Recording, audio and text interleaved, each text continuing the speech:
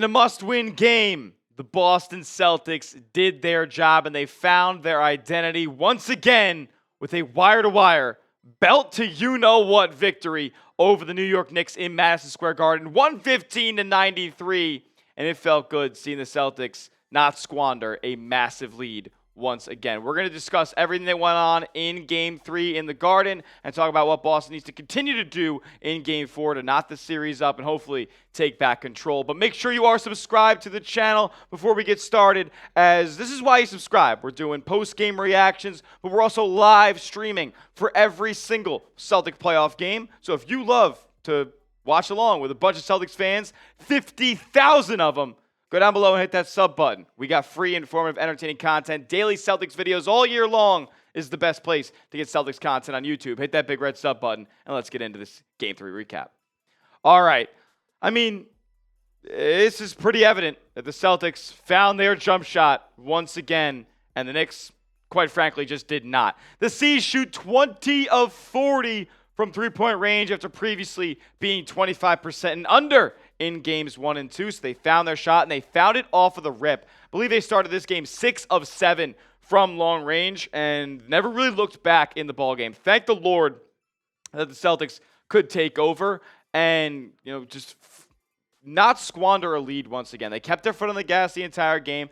There was a couple small runs here and there from New York, but overall they did their job on the offensive end, man. They finding open shooters, specifically like a guy like Drew Holiday, who did a great job at, just drawing in some defense when he would get around the foul line area and find an open shooter on the perimeter. And then not all those would go in, but Boston did their job and they shot well enough to take this game convincingly, to be quite honest with you. I mean, they don't commit many turnovers, but the Knicks didn't turn the ball over much either. They wash each other on second chance points. The Knicks had more offensive rebounds, but Boston just shot better in this game, and they did a great job defensively against the New York Knicks as well. An excellent job eliminating OG Anunoby and Mikal Bridges offensively out of this game. Two players who have done a really good job at affecting this series in a positive way for New York in the first 2 games. But they completely take him out. Those two combined for 14 points in this game, and you get inefficient ball all around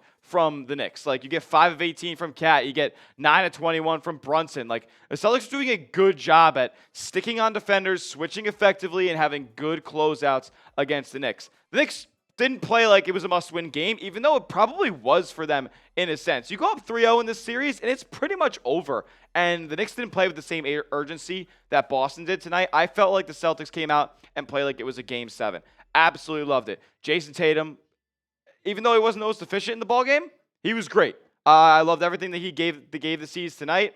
Payton Pritchard ignited a ton for Boston, and they were overall just playing like they have, 90% of the time over the last 2 seasons?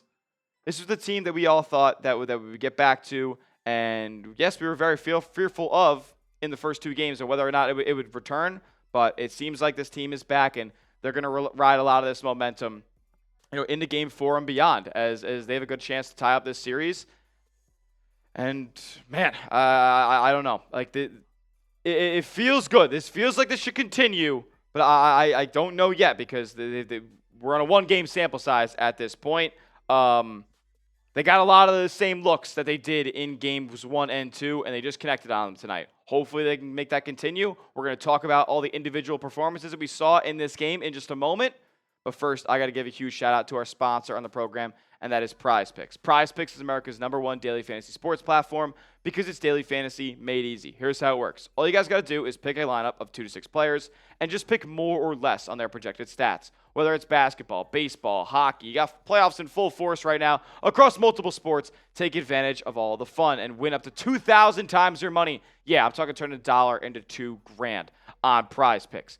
It's so much fun to play, and they always want to make it easier for you guys to take home real money watching your favorite sports, like Taco Tuesday, a deal they offer where they discount stat projections, or Flex Friday, another awesome deal they offer every week where you can get your money back on a lost lineup up to $20. And our special promo code CLNS that gives you $50 instantly when you place your first $5 entry. So make sure you take advantage of that. Who doesn't love free money? As for the Game 3 lineup that I had, I threw a flex lineup out there. And I'm still alive because Jayson Tatum did not score 30 points, but Holiday did have more than 3.5 assists. I got to wait for the night game to see this through. You can tell my picks or fade them. Just do it at Prize Picks. Download the Prize Picks app today. Use the promo code CLNS for $50 instantly when you place your first $5 entry. You don't even need to win that entry to receive the $50. It's guaranteed. Prize Picks. Run your game. All that information was clickable down in the comment section and description of today's video. Look, 8 of 20. But shot very efficiently from three-point range. Again, started 4 of 4 from the game. Did end the game 1 of 5, but still set the tone and really just took control of this game from the first minute and from the first tip-off. 22, 9, and 7. Look, the NBA Twitter trolls, they're going to say it was a whack performance, but he was in control the entire game. I don't think he turned the ball over too much because Boston as a whole didn't turn the ball over really at all. He had 3 of them, but at the end of the day, when you throw out 7 assists, I'll take 3 turnovers from JT. He dominates the ball. He's got a really high usage rate, and he's the engine that makes the Celtics offense run. If he's not playing at a high level, then the Celtics offensive capabilities are capped, and you're just not going to see the best version of the C's. He's the leader, and I want everybody to know that very, very effectively because people try to act like this guy isn't a superstar. You're dead wrong. You're dead wrong. I don't care if it's an 8 of 20. He completely dominated the game tonight. Jaylen Brown, he was solid as well, did his thing, but again, continues, like Tatum, to be very inefficient shooting the basketball. Brown, more of a jump shooting thing. Tatum really had an issue finishing around the rim today.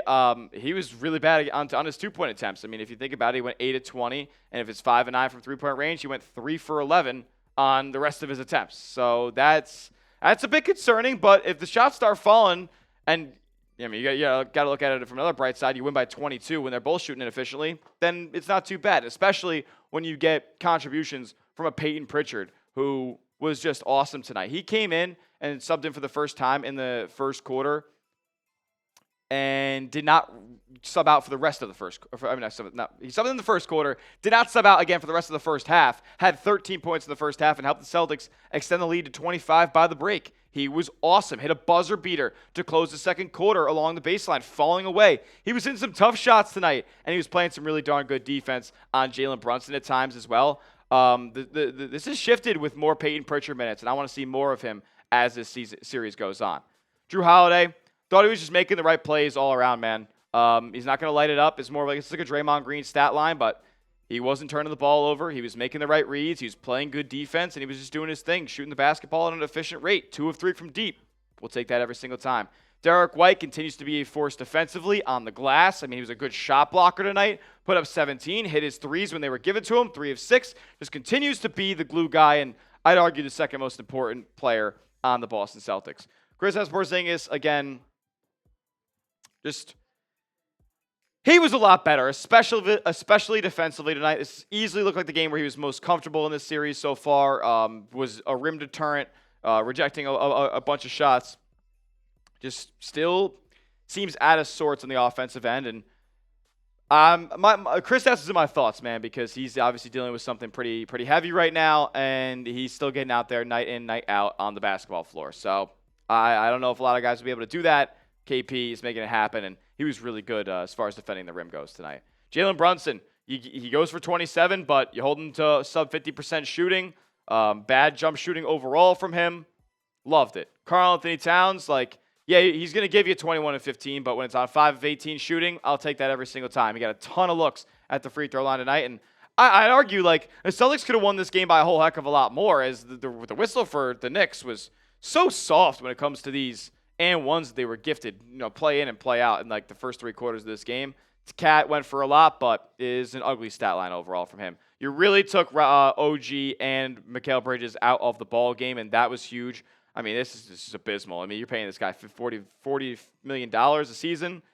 Couldn't be my $40 million player. Not seeing that too often from Boston. And Bridges, a couple of buckets in garbage time. He was fine, but just, again, not a threat from outside. The Celtics took these guys away from the perimeter. Bridges hit a bunch of threes. OG had hit a bunch of threes. And the C's also took out Mitchell Robinson out of this game as well, fouling him constantly when the Knicks were in the bonus and sending him to the free throw line. I want to get the numbers. He did hit a couple more as the game went on, but overall, he started the game, I believe, 3 of 8 from the free throw line and ended up overall 4 of 12 from the stripe. It's a formula. It's a math problem.